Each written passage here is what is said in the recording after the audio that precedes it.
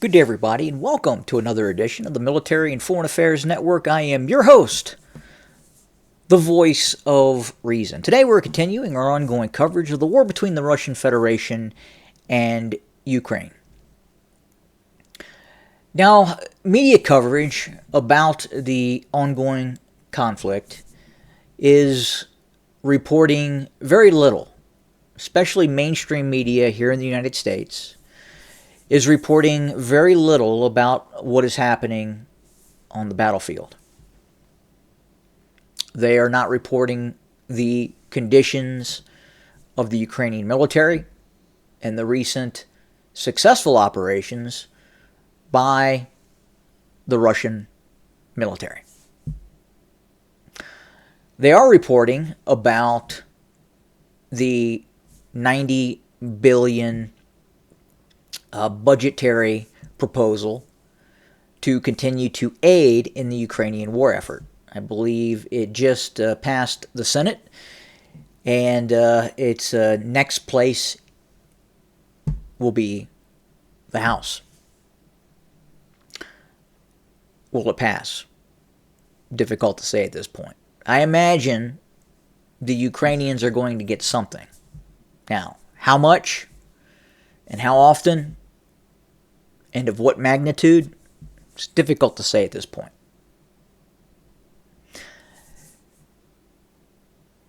Now, there has been some new analytical information by the International Institute for Strategic Studies. That organization is claiming that Russia has now lost up to 2,000 to 3,000 main battle tanks. Now, you have to be careful in those numbers, because what's interesting is as you peruse the article, they state that Russia has lost 1,000 main battle tanks, and then they talk about up to 2,000 armored infantry fighting vehicles. So is that the total 3,000 number that they are talking about? They are also stating that the Russians currently operate about 1,700 main battle tanks, down from 2,000 to 2,500 main battle tanks at the start of the conflict. So again, those numbers are very difficult to ascertain. How many vehicles were damaged and then put back into service? How many vehicles suffered catastrophic kills, destroyed? How many were captured and then put back into service by the Ukrainians? Again, we just don't know. But in this kind of war, where you are seeing the full industrial capacity of essentially both Russia and Ukraine, supported by the NATO alliance, giving almost maximum effort to the production of new military hardware, essentially both the nation states fully investing in the conflict. Now, has Russia fully mobilized as of yet? No, they haven't. But they're mobilizing a lot. And they're definitely increasing their military industrial capacity by monolithic amounts, close to a total war scenario. Obviously, that would change quite a bit if there was to be a third world war. You would even see more resources being pumped into the Russian war machine. The Ukrainians are essentially giving maximum effort as we speak.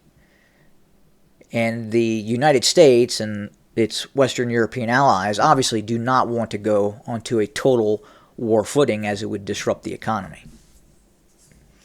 And they're just not there yet. But they do understand, and they have started to understand, that the Russians are there. The Russians are not going to allow a Ukrainian victory. They're not going to do it. Now, I think this is worth noting and worth talking about just how much industrial might nation states have the ability, and especially Western and Eastern European nation states, the likes of Russia and Western Europe. Once war starts, there is that capability to create this all-encompassing juggernaut of military capacity. You look at World War II.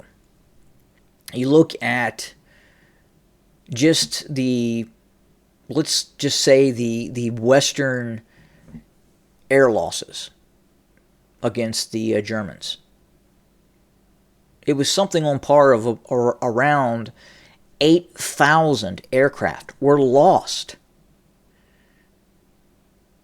in the Western European bombing campaigns, both with the Blitz against the United Kingdom, 40-41, and then ultimately the strategic bombing campaign over Germany that lasted from 42-43 until the end of the war.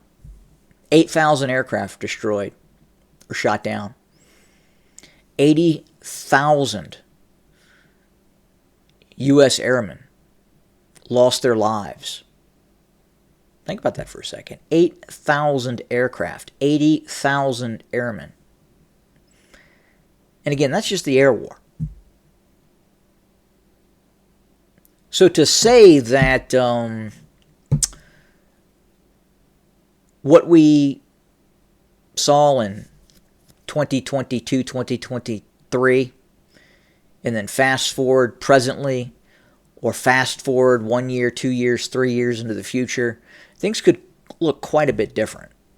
And again, it's going to be that industrial capacity. And then technology will ultimately change the nature of this conflict. Avdiivka. Not hearing much about it on the Western mainstream media, especially here in the United States. The Russians have cut all supplies going into the main fortified areas of the southeastern quadrant of Avdiivka. If you look here, the Russians have cut off this main route of supply into the main defensive redoubt of the old Soviet-style apartment blocks in southwestern Avdiivka, and then obviously the defensive perimeter around what remains of the single-family dwelling areas of Avdiivka. The only area right now in which the Ukrainians are able to bring in supplies to this area is this route here. And this is not ideal. This was the main route of supplying Avdiivka. Now they're reliant on these, what are essentially back roads. And if you look, at least here to the southwestern quadrant where Russian forces are, they are now a mere 2,000 meters from this last vestige of supply. That's it. This is it. So unless the Ukrainians are able to mount counterattacks, now we've heard reports that the Ukrainians are building up in the northwestern quadrant and then possibly a push to try and push back Russian forces that is essentially splitting Avdiivka into two pockets: the coke plant, the industrial facility here, and then Avdiivka proper down here. And even this is going to essentially get chopped up into various quadrants as the Russians methodically attempt to eliminate it. But that's where we set today. Not getting talked about much. Now the question is will the Ukrainians counterattack or will they capitulate? Tough to say at this point. It would appear that Zelensky has issued a not one step back order, much like Stalin did in World War II. Now, is that wise? Is that going to change the outcome of the conflict? Probably not. It's going to cost the Ukrainians quite a bit more lives. And Ukrainian society right now is on the brink. The losses have been so catastrophic, as we have talked about before, that the wanton desire of the Ukrainian population to continue this war at some point is going to break. The casualty levels are that high. So we'll see what happens. But again, you're watching real time the essential fall of Avdiivka as the Russian news tightens. We're also watching other areas as well as we expect new Russian offensive operations against the Ukrainian front. So that's where we sit. More to come very, very soon. As always, thanks for joining us. More to come. Have a good day.